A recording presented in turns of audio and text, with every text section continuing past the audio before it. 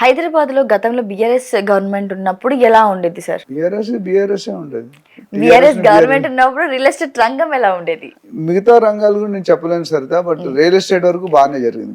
కేసీఆర్ గారు వచ్చాక అంటే మనం ఉన్నమాట చెప్పుకోవాలి. అందరూ బ్లేమ్ చేస్తారని మనం బ్లేమ్ చేయకుండా కేసీఆర్ గారు వచ్చాక, ఎస్పెషల్లీ కేటీఆర్ మున్సిపల్ శాఖ అధ్యక్షుడిగా అంటే మినిస్ట్రీ వాని చేతిలో ఉండేది.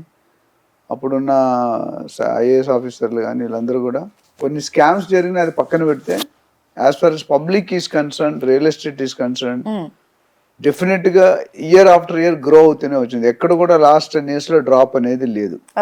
ఎవరైనా ఇల్లీగల్ ప్రాపర్టీ కొనుక్కొని లేకపోతే టైటిల్ క్లియర్ ప్రాపర్టీ కొనుక్కొని ప్రీ లాంచ్లో ఎవరైనా బిల్డర్స్ మోసం చేస్తే మోసపోయారేమో గనక, లేకపోతే భూమాతను నమ్ముకున్నవారు ఎవరు అయితే బిల్డర్ కానీ సెల్లర్ కానీ బయ్యర్ కానీ ఎవరు కూడా పాడైపోయిన దాఖలాలు, మోసపోయే దాఖలాలు చాలా చాలా రేర్. మీరు చేయాల్సిన ఎక్సర్సైజ్ మీరు చేయకుండా ఒకవేళ మీరు కొనుక్కోవాలనుకుంటున్నారు, మీరు చేయాల్సిన ఎక్సర్సైజ్ చేయాలి. ఇప్పుడు ఎగ్జామ్కి వెళ్ళాలంటే మనం సిలబస్ చదవాలిగా. డెఫినెట్లీ 10th పాస్ అయితేనే ఇంటర్కి వెళ్తావు. నువ్వు ఆ qualification, legal opinion, junior NTR గారి కేసు లాస్ట్ టైం మనం మాట్లాడుకున్నాం. అంత పెద్ద ఆయన మోసపోయినట్టు నువ్వు మోసపోవడం నేను మోసపోవడం అనేది పెద్ద సబ్జెక్టే కాదు. చేయాలనుకుంటే చేస్తారు. బట్ మనం కేర్ఫుల్ గా ఉండి, మనం జాగ్రత్తగా ఉండి డెఫినెట్ గా చూసుకుంటే మీకు డెఫినెట్ గా బెనిఫిట్. ఎందుకంటే 50 లక్షలు కోటి రూపాయలు అవుతుంది 5 సంవత్సరాల్లో. 10 సంవత్సరాల్లో 50 లక్షలు 2.5 crores అంటే కోటి రూపాయలు కొనుక్కుంటే 5 కోట్లు అవుతుంది. సో ఆ గ్రోత్ అనేది నీకు ఎక్కడా రాదు. ఏ బ్యాంక్ లో రాదు, ఏ మ్యూచువల్ ఫండ్స్ లో రాదు, ఏ గోల్డ్ లో రాదు, ఎక్కడా రాదు. గోల్డ్ రేట్ చూస్తే పడిపోయింది మళ్ళీ మనం 76,000 75,000 పెరిగింది, మళ్ళీ బ్యాక్ టు పెవిలియన్. కానీ రియల్ ఎస్టేట్ అంత తగ్గుడు ఎక్కడ చూడడం. మీరు హిస్టరీ చూడండి. నేను లాస్ట్ 93లో 5,000 ఉండేది, 2011-12లో 28,000 ఉంది, మొన్న 76,000 అండి, మళ్ళీ ఇప్పుడు 56 58 పడింది అని విన్నాను నేను.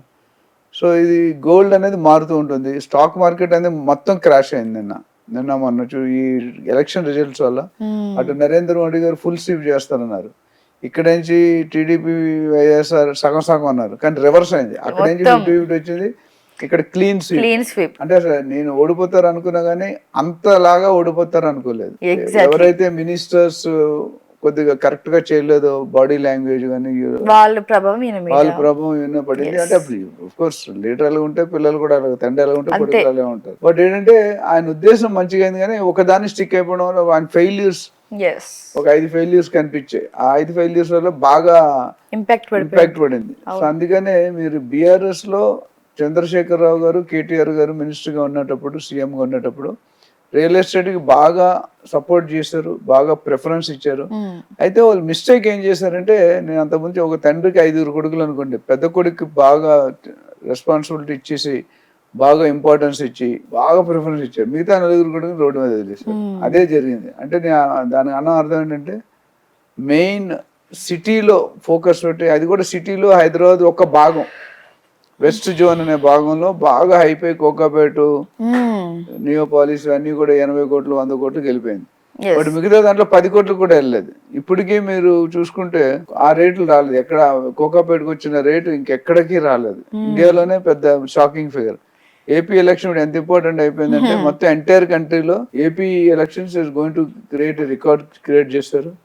అదే విధంగా Pawan Kalyan has become a main person. ఏ పార్టీ కూడా 100% ఓట్లు వచ్చిందంటే జనసేన పార్టీకి. అండ్ నాకు తెలిసి వాళ్ళు డెఫినెట్ గా కొన్ని 3, 4, 5 ఎన్నో మినిస్ట్రీలు అయితే ఇస్తారు అనుకుంటాను నేను. అండ్ సెంట్రల్ లో ఇప్పుడు మనం major party, Pawan Kalyan became a bridge between BJP and TDP. ఆయన గానీ ఆ రోజు జైల్లో ఇనిషియేట్ తీసుకోపోతే ఈ రోజు అట్లా ఉండదు. సో రియల్ ఎస్టేట్ డెఫినెట్ గా మన పాత టైంలో పాత వైఎస్ఆర్ బాగా దెబ్బతిన్నది, బాగా మందుకు కూడా అయిపోయింది. ఎక్కడ 1-6 ఏరియాలు తప్ప ఎక్కడ కూడా పెరగలేదని విన్నాం. బట్ బీఆర్ఎస్ అట్లా జరగలేదు. ఎవ్రీ ఇయర్ పెరుగుతూనే ఉంది.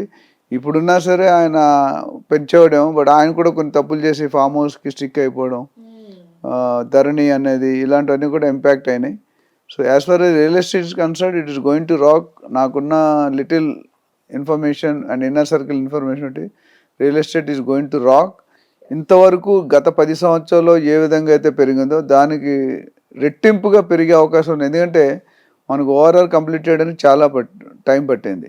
RRRకి అంత టైం పట్టదు అనేది పోయింది. వాళ్ళు 3 years టార్గెట్ పెట్టారు. 3 years అయితే 5 years లేనా ఇట్స్ అంటే మనకి పెరగడానికి పెద్ద ఆస్కారం. ఇది గోల్డెన్ గిఫ్ట్ అని చెప్పాను నేను. మన RRR అనేది ఒక పెద్ద గిఫ్ట్.